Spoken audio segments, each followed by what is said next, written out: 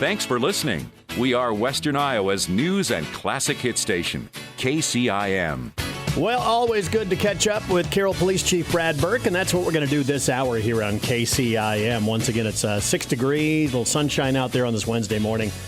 Brad, welcome back. We're trying to figure out the last time you were in here for a while. It's been a while. Yeah, it has. I couldn't even tell you for sure. I think Ragbride time. I think it's been that long? I think it's been Ragbride time. Man, that's 6-7 months. That's a long time ago. We're failing. We're miserable. That means we have nothing going on, which is all right, too. Yeah, if you're not coming back for big reasons, then that's good. That's good. No news is good news when it comes to police and law enforcement, obviously. So let's talk a little bit about this recent snowstorm we just went through. What was it like for you guys? Because it was just miserable for everybody. It was. And, people had to get out to work. Some people, not a lot, because things had closed down. But we spent most of our days, 2 days, really, pushing cars out of drifts that were stuck in intersections or wherever they could have been. So we did a lot of that. We got really cold and wet, and everything froze up, but we got through it. All things considered, City of Carroll did, I think, a heck of a job. I felt by noon of the following day, you could at least get around. Mm-hmm. You shouldn't be trying, but you could if you absolutely needed to. And then by that evening, following that first real big snow, everyone was kind of fine. I didn't really see much in terms of unusual car accidents related to snow and ice. Car accident-wise was pretty low. Street guys did a great job. They were out. Of course, tough job with the wind. They were fighting the primary roads. Pretty much the first day was just primaries only, so they did a good job, but we got everything opened up, and we're still fighting some wind stuff out of north, of course, on the edges of town, but the roads look a lot better now, and just slow traffic, which is okay, but the car accidents have been pretty low, and we like to see that, too. Had to tow anybody? We did tow. We towed one for parking violation. We tried to make contact with everyone to get their cars moved, and everyone was pretty compliant with that. We had one that we just couldn't find, so we did tow that vehicle. One towing job, man. That's pretty good. That's not bad. A lot of tickets, though. We did write tickets for cars that were parked in the road. Another thing was that the tow companies were busy enough that if I needed a tow, I might have had to wait a couple hours to get someone there anyway. So we tried to get the owners of the vehicles to move them. And you guys were pretty lenient on the sidewalk front. It's cold. We pushed it back. Snow. Yeah, it was so cold too, so it was hard to get out there. The city and the officers were out yesterday and knocking on doors and leaving door hangers and door tags for people to get their sidewalk scooped. So we'll go back. They were finishing those up last night, so we'll go back and double check those today and tomorrow. And then the ones that aren't done, we get it cleaned out. So most people are pretty good. Once we leave them a notice, they'll get them cleaned up. And just a refresher, remind folks when they need to scoop and when they need to move their cars. It's typically 24 hours. For sidewalks, it's typically 24 hours post the snowfall.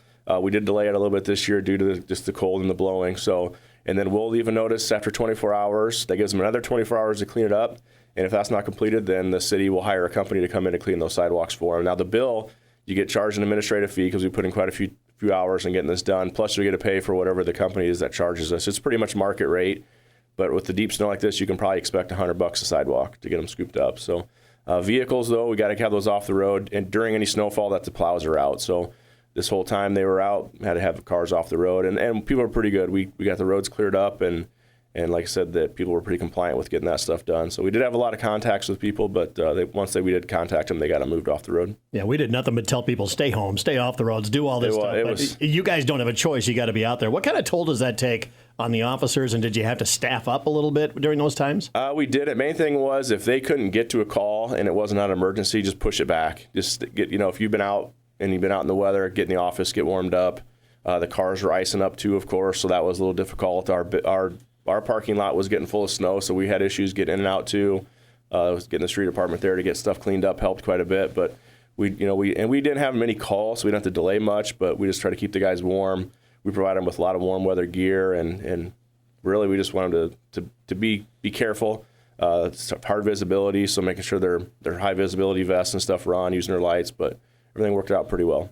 Yeah, let's talk about the numbers you're going to bring in here this morning. We're talking about the crime statistics that you guys are involved with in 2023. Again, there isn't one area that's standing out to be a real problem. All the numbers, for the most part, are down again. Yeah, pretty consistent, again, from the last couple of years.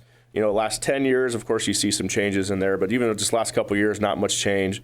One of the things I do like to point out, though, is theft from vehicle. So that's one of our numbers that we post. We started doing this back in 2018. We had a string of car thefts thefts from vehicles at that point. So we we started changing the way we logged those. And we only had 14, pretty low number for thefts from vehicles, but really it could be 0. We don't have people that are breaking windows to get into cars or just open and unlock car doors. So big thing is just lock your car, prevent yourself from being a victim. And I know there's a lot of people that didn't report these to when they got their car broken into and are happening, but these are the ones that we do have. And big thing is just lock your car, it won't happen. And how tough is it to close a case like that? If someone says, hey, someone stole my purse out of my car, that's got to be relatively difficult. It is difficult, though, but a lot of the residents are now adding, Ring doorbells or surveillance systems on their house, so that's helped quite a bit. Where you at least get some type of picture or a possible vehicle description, whatever we may be looking for, which has helped out. But I wouldn't say this is one that we're having a 100% closure rate on either. So they are difficult ones. The theft is tough. Most of our theft that you see, which is probably our highest number, we had 210 theft reports last year. A lot of that's shoplifting, so we did get a lot of shoplifting, and if you steal from a store in Carroll, you're probably going to get caught because they're good. That's their job, is to catch those people for stealing. And Walmart has a theft protection department that works for their entire store, or actually nationwide for them, and they all communicate. And every store has a camera now too. So if you steal something, we probably got your picture. Well, they show you when you're checking out at the self check. Yeah, true. There's 2 or 3 a week at the courthouse. And if we don't know who they are, we put it on Facebook, and we can usually find out in about 15 to 20 minutes who that person is. So it's interesting, as you take a look at the numbers, I kind of look pre-pandemic, 2019. We really didn't feel the pandemic probably till almost 2020, but boy, the numbers nosedive for the pandemic. Still, they haven't gone back to those 2019 numbers. I mean, you take a look at assaults, there was 78 in 2019, down to 52. The 52 burglaries down to 26 for this year.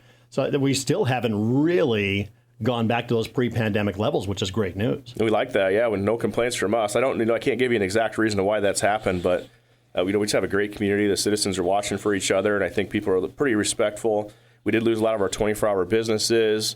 Our bars and restaurants aren't staying open as late as they had in the past, so we're seeing lower numbers because of that. You go back 10 years ago, and the numbers are almost shockingly low. When you look at 2013 numbers, assaults are below 40. The only triple-digit one is thefts, and that would be shoplifting. It's probably 10 a day, right? Big time, yeah. Quite a few of them. What's different from 10 years ago? I really couldn't tell you. I don't know. I would say mental health calls. Mental health calls, we get a big change with that, of course. But why the numbers change over years.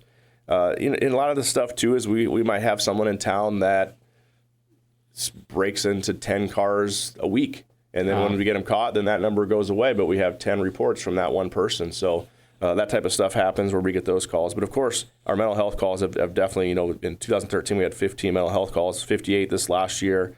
And those take up quite a bit of time, too. Or you probably average about an hour per mental health call per officer that they're, if they're having to take someone to the hospital and stand by with them, or if they're waiting for mental health crisis unit to arrive, or just trying to de-escalate whatever may be going on with them. It takes some time too. So I would think even more than an hour in a lot of those cases. Yeah, and that's probably the average. Sometimes we're in and out pretty quick. If someone if they don't want our assistance, or we were able to get them some help right away, or they got some family nearby, we can take care of that pretty quick. Other ones, they could take quite a bit of time. And there's ones where officers will deal with them their entire shift on mental health calls. If I don't ask about it now, I'll forget. You mentioned Ring cameras earlier. Some communities have a system set up where they can let the city know or let your department know, like, hey, we've got a camera if you need it. Do you have a system like that in Carroll? We do. So Alex Cleaver, who's our detective, had gone out about maybe like 2019, 2020, right before I think the pandemic broke, and we put it out on social media a little bit too for people to get a hold of us, and we're just keeping a list is really what we're doing. So that way we know if there is a incident in the 900 block of North Main Street, we can check our list. Okay, in this 2-block radius, we know there's 15 cameras that we can go check with these people. So if someone does want to have their name on the list, give us a call at the office, or get a hold of Alex Cleaver. He's our detective. He keeps that list up to date, and we'll know where they're at. If they don't, people sometimes don't want us to know too, and that's fine. We understand and respect that. And then we'll just kind of look around houses and see if we can see a camera on the outside, and we make contact that person to see if they got any video for us. That really is a great idea, having that list of, we know they have got a camera and it's pointed here. So I wanted to ask you about traffic citations. 2017, you wrote over 1,700, over 1,400 in 2028. This past year, 942. Have you guys gone soft? We have not gone soft. We're just seeing less. And this was one of the things that we really noticed during the pandemic issue, and it never really picked up, is our traffic went down. and this is one of the things that's happened. So it never really has picked up for it. I can't really tell you why, because we probably have the same amount of traffic on the road as we have in the past, but we're just not seeing those issues like we have. So you're just not done something like, oh, we're nice guys, we're going to let you do this. We do a lot. We do. If you see, we're doubled now in warnings. So we do try to be nice and understand that people will make mistakes and make the changes themselves. But the number really dropped, and there's no real explanation for it. It's kind of been up and down throughout the years based off our staffing numbers, but we've been at full staff for over 2 years now, and the number never really changed. But we were talking off air a little bit. Our overnight officers, after about 10 o'clock or midnight, they're reporting that there is just nothing in town. It's kind of like a ghost town at night, so it's pretty quiet. That's great. I mean, that really is fantastic. They don't have a lot to do in the overnight hours. We're thankful for that. I do want to touch on, of course, the stuff, the shooting that happened in Perry. When you hear about that, what's your immediate reaction?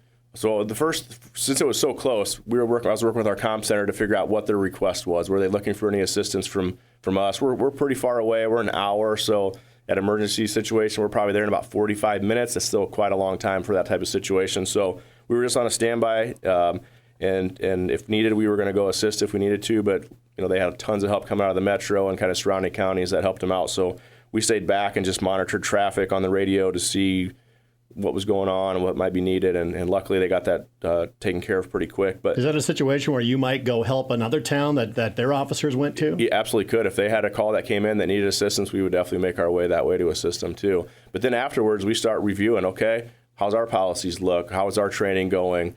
We've talked with the schools. What can we do to work with them a little bit? I've talked with the IT at Carroll High. We had access to camera systems, and they had some server changes and stuff, so we're trying to get those updated so that we get back into their camera system if needed. I know Perry used that. Their dispatch was looking at their camera system right away to kind of direct officers where they needed to be at and what they're looking for. So we're working with the schools to get that back up and running, and now we want to review so that we know that we're ready. And then once Perry gets to that point, they'll put out an after-action report, and we'll dig through that quite a bit too to know, okay, what do we need to do? What changes worked, or what policies worked for them? What training worked for them? What didn't work? And how can we make ours better? So, not asking you to backseat quarterback, but I don't know if you could really ask for a better response from law enforcement, EMS, fire department. I mean, everyone who responded. It was quick, and we have a system in our called the MOC system, which is our communications and our mapping, GPS tracking on vehicles, and we have access to be able to see a lot of police units in our area and all the state patrol and the DOT, and just the amount of cars that were headed that way was crazy that you could see on the system. So the response was absolutely probably overwhelming for the small town of Perry with a department that's probably smaller than us. They're probably maybe a 12-guy department, so quite overwhelming and a good response too. Of course, that's what you want to see, and of course the immediate entry has been a big thing that we've trained on.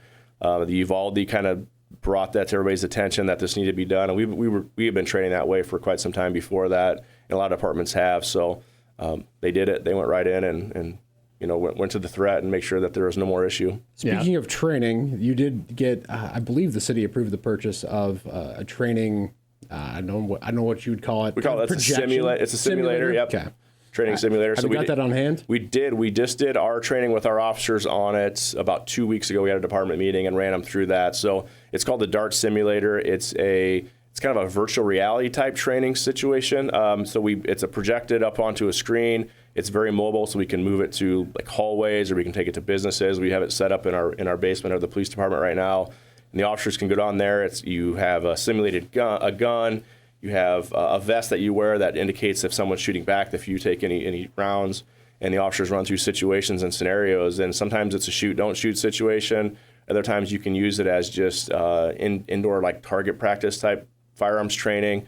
You can set it up and you can create your own training systems within it. So we purchased that. That was on this current year's budget, and we got that purchased, and you're kind of just getting up and running now with it and getting the officers trained. And nice thing is it's very simple. So those night officers, if they are bored, they can go down there, turn it on and run it by themselves. It doesn't take more than one person to run it. So once you start it, it's all automated. The system will run through it and do it for you, and you just run through the situation or the scenario. When the news broke, everybody kind of thought, wow, there were just disbelief that it's happening here.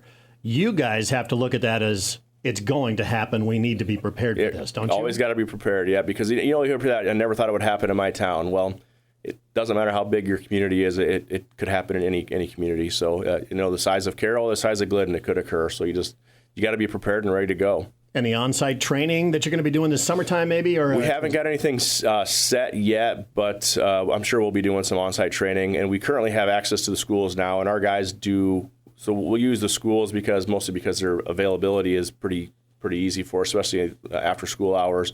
We can go in and do like building search scenarios, which doesn't only benefit us for the schools, but any situation that we go into, any office building or even a residence, that the officers kind of work together on building searches. And so we do that currently now. But, yeah, we'll probably end up putting together some big training, and I'm sure the schools are going to be looking for some more.